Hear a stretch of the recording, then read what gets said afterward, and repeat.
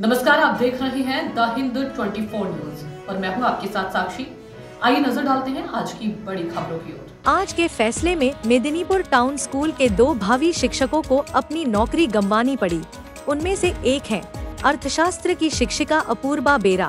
उनके बयान का मैंने 55 में से 55 घंटे जवाब दिया। अपूर्व बाबू संशय में है कि अब परिवार के साथ क्या करें।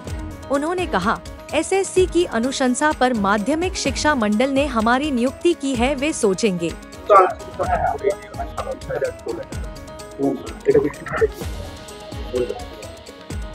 অবশ্যই পরিবার আছে, মেয়ে আছে,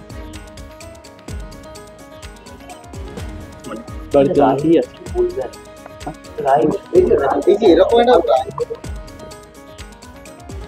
সুপ্রিম কোর্ট অনেক চিন্তা ভাবনা করে নিশ্চয়ই রায় দিয়েছে। সুপ্রিম কোর্ট হয়তো আর একটু মানবিকতার ক্ষেত্রে ভেবে দেখতে পারে।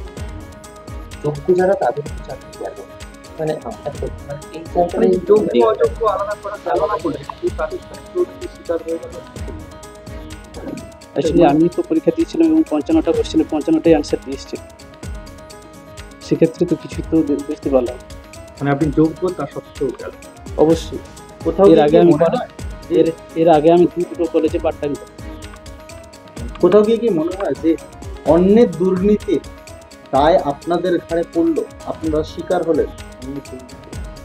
অনেক দুর্নীতি বলতে সেটা তো देखते रहिए द हिंद 24 न्यूज।